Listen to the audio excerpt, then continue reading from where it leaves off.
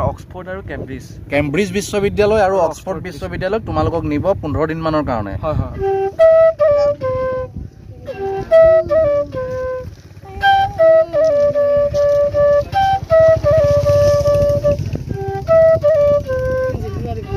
আজি কোনো বংশ যায় আজি ধৃতৰাষ্ট্ৰ যায় আজি দুৰ্যোধন যায় যায় যায়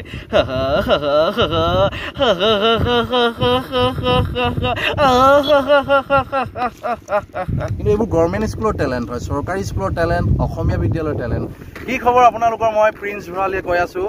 আৰু আজি মই এজন বিশেষ লৰাৰ সৈতে আপোনালোকক চিনাকি কৰাই দিম যিজন লৰাক চিনাকি কৰাই দিয়াৰ পাছত আপোনালোকৰ অভিভাৱক হিচাপে যদি কিবা ভুল ধাৰণা আছে ন যিটো ভুল ধাৰণা লৈ আছে কিছুমান সেই ভুল ধাৰণাবোৰ আপোনালোকৰ নাইকিয়া হ'ব আৰু সেই লৰাজন হৈ গ'ল মোৰ কাষতে আছে লৰাজন হৈ গ'ল আপোনাৰ দুলিয়াজানৰ উখাপুৰৰ তোমাৰ নামটো কি এবাৰ কৈ দিয়া শ্ৰী কংকন বৰা মাৰ নাম কি হয় মাৰ নাম মৌচুমী বৰা আৰু দেউতা অঞ্জল বৰা অঞ্জল বৰা আচ্ছা তোমাৰ ঘৰ হৈ গ'ল উখাপুৰত এই ল'ৰাজনে আপোনাৰ মেট্ৰিক দিয়ালৈকে তুমি মেট্ৰিক দিয়ালৈকে চৰকাৰী স্কুলত পঢ়িছিলা অসমীয়া মাধ্যমত পঢ়িছিল কিন্তু তুমি এতিয়া ইংলেণ্ডত যাব পাইছে ইংলেণ্ডত অসমৰ পৰা 5জন ল'ৰা চিলেক্ট কৰিছে ইংলেণ্ডত যাবৰ কাৰণে অসম চৰকাৰে আৰু তাৰ ভিতৰত হৈ গ'ল এজন তুমি হয় কি হয় কথাটো কৈ দিয়াচোন এবাৰ ঠিক আছে মই প্ৰথম পৰা আৰম্ভ কৰিছোঁ মই উখাপুৰ উচ্চতৰ মাধ্যমিক বিদ্যালয়ৰ পৰা হাইস্কুল শিক্ষান্ত পৰীক্ষাত অৱতীৰ্ণ হৈছিলোঁ আৰু তুমি কিমান পাৰ্চেণ্টেজ পাইছিলা 92% পাই পিনে আৰু 600 লেটাৰ মানে চৰকাৰী স্কুলৰ পৰা পঢ়িছা বঢ়িয়া 92% পাই পিনে উত্তীৰ্ণ হৈছোঁ তাৰপাছত মই মোৰ হায়াৰ ছেকেণ্ডেৰী আৰম্ভ কৰিলোঁ অল ইণ্ডিয়া উচ্চতৰ মাধ্যমিক বিদ্যালয়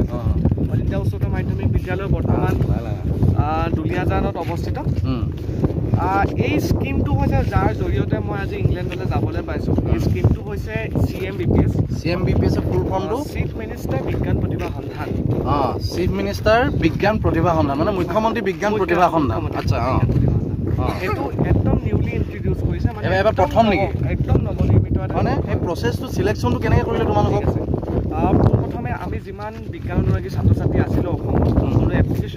এপ্লিকেশ্যন দিছা আচ্ছা এপ্লিকেশ্যনৰ লগতে আমি এখন চিনপচিছ লিখি দিবলগীয়া হৈছিল চিনপচিছ মানে কৈ দিয়া এবাৰ এখন ৰাইট আপ এটা কি বুলি ক'ম এখন সাধাৰণতে ক'বলৈ গ'লে এখন এছে আমি ক'বলৈ গ'লে সাধাৰণতে এখন এছে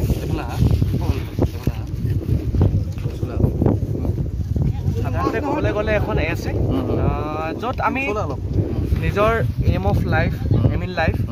লগতে আমি ভৱিষ্যত জীৱনত আমি নিজৰ অসমখনৰ কাৰণে বা ভাৰতখনৰ কাৰণে বিজ্ঞানৰ দিশত আমি কি কি কৰাৰ সপোন আছে আচ্ছা তাৰ বিষয়ে আমাক এখন ৰাইট আপ দিবলগীয়া হৈছে তো সেই এপ্লিকেশ্যনখনৰ লগত জড়িত আৰু এই মেট্ৰিকত পাৰ্চেণ্টেজ লগতে এই ৰাইট আপটোৰ ওপৰত বেছ কৰি যিসকল ছাত্ৰ ছাত্ৰীয়ে এপ্লিকেশ্যন দিছিল তেওঁলোকক চিলেকশ্যন কৰা হ'ল তাৰ পাছত প্ৰত্যেকখন ডিষ্ট্ৰিক্টত যিমানখিনি ছাত্ৰ ছাত্ৰী চিলেক্ট হৈছিল তেওঁলোকৰ ভিতৰত এটা ৰিটেন এক্সাম পতা হ'ল ৰিটেন এক্সামটো আমাৰ ডিব্ৰুগড় ডিষ্ট্ৰিক্টৰ হৈছিলে ডিব্ৰুগড় ইউনিভাৰ্চিটিত তেনেকৈ প্ৰত্যেকখন জিলাৰ বেলেগ বেলেগ ইনষ্টিটিউটত আমাৰ এই ৰিটেন এক্সামটো অনুষ্ঠিত হৈছিল ৰিটেন এক্সামত টোটেল অসমৰ পৰা 600 ছাত্ৰ ছাত্ৰী নিৰ্বাচিত কৰা হ'ল আৰু আমাৰ ৰিটেন এক্সামৰ ছাবজেক্টটো আছিল ফিজিক্স কেমেষ্ট্ৰি মেথামেটিক্স আৰু বায়'লজি 4টা ছাবজেক্ট আৰু খুব গৌৰৱে ক'ব পাৰোঁ যে আমাক ৰিটেন এক্সামৰ পেপাৰখন কাটিছিল গুৱাহাটী IIT কাটিছে আৰু তোমালোকে সেইটো লিখিবলগীয়া হৈছে আমি পৰীক্ষা দিবলগীয়া হৈছে জীৱনত প্ৰথম অনুভৱ গুৱাহাটী IIT দিছিল অসমীয়া লিখিছা নে ইংৰাজীত না ইংৰাজীত লিখিছিলা আচ্ছা সেইটো কি বিষয় আহিছিলে লিখিবৰ কাৰণে ফিজিক্স কেমেষ্ট্ৰি মেথামেটিক্স আৰু বায়'লজি তাৰ মানে টিক মাৰ্ক আছিলে নে অবজেক্টিভ আছিলে তাৰ ভিতৰত কেইজন চিলেক্ট কৰিলে গোটেই অসমৰ ভিতৰত 600জন বিদ্যাৰ্থী চিলেক্ট কৰিলে 600জনৰ পৰা কেইজন চিলেক্ট কৰিলে ঠিক আছে 600জনক আকৌ Astec Assam science technology and education council তাৰ তৰফৰ পৰা আমাক ইণ্টাৰভিউ পতা হ'ল ইণ্টাৰভিউত 600জনৰ পৰা আমাক 100জন ছাত্ৰ ছাত্ৰী চিলেক্ট কৰিলে আৰু এই 100জনক আমাক কৈছিলে যে এই 100জনকে আমাক অসম তথা ভাৰতীয় পক্ষক্ষেত্ৰত যিমানখিনি বিজ্ঞান অগ্ৰণী অনুষ্ঠান আছে তালৈ লৈ যোৱা হ'ব আৰু এই 600জনৰ পৰা যে এই ইণ্টাৰভিউ পাতি পিনে 100জন বিদ্যাৰ্থীক নিৰ্বাচিত কৰিলে এওঁলোকক অৰ্থাৎ আমাক প্ৰথমতে গুৱাহাটী IITত প্ৰায় এসপ্তাহীয়া এটা মেণ্টৰিং প্ৰগ্ৰেম কৰা হ'ল মেণ্টৰিং প্ৰগ্ৰেম মানে কি তাত কেৰিয়াৰ কাউন্সেলিং আছে লগতে তাত গুৱাহাটী IITত বিভিন্ন ৰিচাৰ্চাৰ আছে বা প্ৰফেচাৰ আছে তেওঁলোকৰ লগত আমাক কথা পতাই দিয়া হ'ল বা ইণ্টাৰেকশ্যন বুলি যাক কোৱা হয় ইণ্টাৰেকশ্যন প্ৰগ্ৰেম সেয়া কৰা হ'ল যাতে তেওঁলোকৰ পৰা আমি বহুতখিনি জ্ঞান পাব পাৰোঁ বা আমাৰ মনত থকা যিখিনি প্ৰশ্ন আছে বিজ্ঞান জড়িত সেইখিনি আমি তেওঁলোকক সুধিব পাৰোঁ বা ভৱিষ্যত জীৱনত আমি বিজ্ঞানক ৰিচাৰ্চ লাইনৰ ক্ষেত্ৰত বা ইঞ্জিনিয়াৰিং লাইনৰ ক্ষেত্ৰত বা ডক্টৰ লাইনৰ ক্ষেত্ৰত কেনেদৰে আমি অসমখনক আমাৰ তথা ভাৰতখনক আমি আগুৱাই লৈ যাব পাৰোঁ তাৰ ওপৰত এটা মেণ্টৰিং প্ৰগ্ৰেম হ'ল। আচ্ছা মই বুজিলোঁ মেণ্টৰিং প্ৰগ্ৰেমটো হ'ল তোমালোকৰ তাৰপিছত তোমালোক নেশ্যনেল পৰ্যায়ত বেংগলোৰলৈ নিছিলে কেইজন নিছিলে তালৈ 100জন নিছিলে 100জন নিৰ্বাচিত হোৱা 100জন নিলে তাৰপিছত তোমালোকে এতিয়া ইংলেণ্ড যাব পাইছা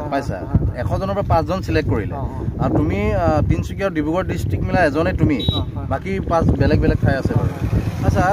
সেই যে 5জন এতিয়া তোমালোকে ইংলেণ্ডত যাবা ইংলেণ্ডৰ কোন ঠাইত নিব তোমালোকক ইংলেণ্ডৰ আমাৰ অক্সফৰ্ড আৰু কেম্ব্ৰিজ বিশ্ববিদ্যালয় আৰু অক্সফৰ্ড বিশ্ববিদ্যালয়ক তোমালোকক নিব 15 দিনমানৰ কাৰণে তাত তোমালোকক বিভিন্ন ধৰণৰ মেণ্টৰিং প্ৰগ্ৰেম শিকাব কিবা কিবি ইমান ধুনীয়া এটা স্কিম ওলাইছে হয়তো বহুতে নাজানে আৰু এই কণমানি ল'ৰাটোৱে বুজাই দিলে যে স্কিমটো কি হয় গতিকে আপোনাৰ সন্তানক আপুনি এই বস্তুটো এটা আগবঢ়াব পাৰে আৰু এটা যি ভুল ধাৰণা লৈ আছে যে গভৰ্ণমেণ্ট স্কুল বেয়া গভৰ্ণমেণ্ট স্কুলক লৈ কিবা কিবি ভুল ধাৰণা কিছুমান লৈ আছে কিন্তু এইবোৰ গভৰ্ণমেণ্ট স্কুলৰ টেলেণ্ট হয় চৰকাৰী স্কুলৰ টেলেণ্ট অসমীয়া বিদ্যালয়ৰ টেলেণ্ট হয় গতিকে আপুনি আপোনাৰ ল'ৰাক গভৰ্ণমেণ্ট স্কুলত পঢ়ায়ো চৰকাৰী স্কুলত পঢ়ায়ো এটা ভাল প্লেটফৰ্ম এখন ভাল ঠাইলৈ নিব পাৰে এই প্ৰমাণ এই ল'ৰাজন মই এইটো ক'ব বিচাৰিছোঁ যে ল'ৰাজনৰ অকল যে এই বিজ্ঞানৰ প্ৰতি এই যিটো আছে আগ্ৰহ এইটোৱেই নহয় বৰ ধুনীয়া বাঢ়ি বজায় আৰু আমি এতিয়া পথাৰত আছোঁ পথাৰৰ পৰিৱেশটো মই অলপ দেখুৱাই দিছোঁ ইয়াত ধুনীয়া এখন পথাৰ এই মানুহ আছে ইয়াত ইহঁতি আছে কণমানিহঁত এই বাঁহী একদম ধুনীয়া বাঁহী এটা বৰ দিলে ভাল লাগিব অলপ বাঁহী বজাই দিয়াচোন অকণমান এতিয়া তোমাৰ টেলেণ্ট চাম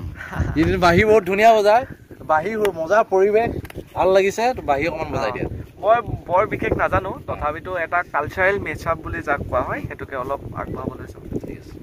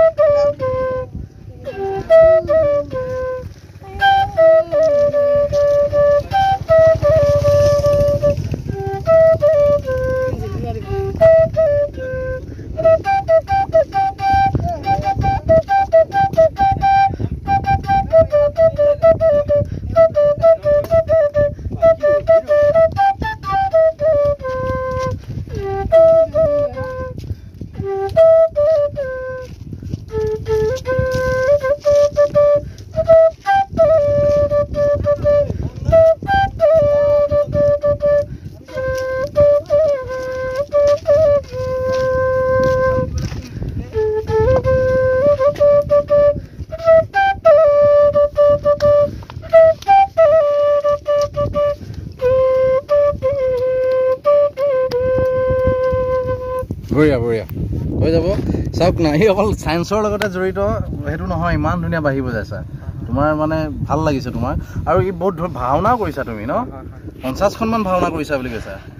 হা মানে মই এনেকৈ বহুত ৰেয়াৰ পাইছোঁ আজিকালি ল'ৰা এফালে ভাওনা সংস্কৃতি এফালে বাঁহী সংস্কৃতি বিজ্ঞান একেলগে আগবঢ়াই নিছে বহুত কম আছে তোমাৰ নিচিনা এই ভাওনা ধৰি এটা বচন মাতি দিয়া ভাল লাগিব যদি মনত আছে কিবা মোৰ প্ৰিয় চৰিত্ৰটো হৈছে আচলতে ক'বলৈ গ'লে সপোনী সৰু সন্ধ্যাখনৰ এটা সৰু সংলাপ এটা সপোনে ক'বলৈ লৈছোঁ ক'ৰবাত যদি ভাওনা প্ৰেমী ৰাইজে এনেও চাবই তো ক'ৰবাত যদি ডাইলগটো কওঁতে বা বাক্য থাকি গৈছে তেতিয়াহ'লে ক্ষমা কৰিব ঠিক আছে ইমান পাপ কি পৃথিৱী সহ্য কৰিব পাৰে মোৰ আজন্ম সাধনাৰ সফলতা আজি সৌ অদূৰত তুচ্ছুধন তুমি ৰাজেশ্বৰ আৰু মই দিনহীন অন্নহেবী তুমি শত জীৱিত ভাতাৰ জ্যেষ্ঠ আৰু মই শত প্ৰেতাত্মাৰ কনিষ্ঠ তোমাতে মোতে ইমান প্ৰভেদ অথচ সিমান আপোন কাৰণ তুমি মোৰ মৰমৰ ভাগিন আৰু মই তোমাৰ চেনেহৰ মাতুল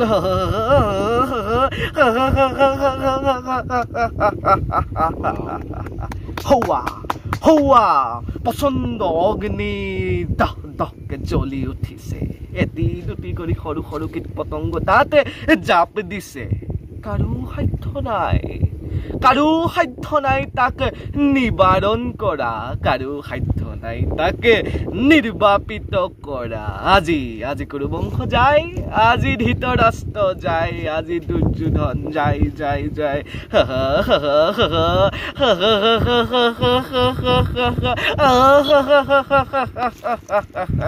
বঢ়িয়া টেলেণ্ট চাওক না তাৰ টেলেণ্ট আৰু মানে মই ভাল লাগিছে ল'ৰাজনক লগ পাই এইফালে তাৰ ভাওনাৰ প্ৰতি ইমান আগ্ৰহ 50খনো উদ্ধত কৰিছা ন এইফালে বিজ্ঞান এইফালে বাপৰে আৰু ইয়াৰ হৈ গ'ল গভৰ্ণমেণ্ট স্কুলৰ চৰকাৰী স্কুলৰ টেলেণ্ট গতিকে মই কওঁ আপুনি আপোনাৰ সন্তানক চৰকাৰী স্কুলত পঢ়ুৱাব পাৰে কিন্তু এটা কাম কৰিব লাগিব আপুনি 10জনমান অভিভাৱক লগ লাগি লওক 10জন অভিভাৱকে কথা পাতি লওক যে আমি এখন গভৰ্ণমেণ্ট স্কুলত লগাম নাম ল'ৰাটোৰ আৰু সেই 10জনে মন প্ৰাণ ঢালি দিয়ক স্কুলখনত আৰু সেই 10জন অভিভাৱকে গোটেই স্কুলৰ পটভূমি সলনি কৰি দিব পাৰে গতিকে যদি ক'ৰবাত দেখিছে যে স্কুলখন পিছ পৰি আছে আপুনি সমাজৰ সচেতন ব্যক্তি হিচাপে আপুনি এলাগি নকৰিব স্কুলখনক তাত যাওক আপুনি ল'ৰাক নাম লগাওক আগবঢ়াই নিয়ক স্কুলখন আপোনাৰ 10জনে গোটেই স্কুলৰ পৰিৱেশ সলনি কৰি দিব পাৰে এয়াই হৈ গ'ল অসমীয়াৰ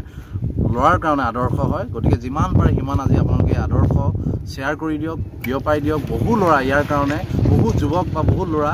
আদৰ্শিত হৈ ওলাই আহিব নিজৰ কাম কৰিবলৈ কাৰণে অভিভাৱকসকলেও এটা যি ভুল ধাৰণা লৈ আছে চৰকাৰী স্কুলৰ প্ৰতি সেই ভুল ধাৰণাটো ভাং খাব গতিকে ইমানেই কৈছোঁ পাৰিলে চেনেলটো ছাবস্ক্ৰাইব কৰিব থেংক ইউ লাভ ইউ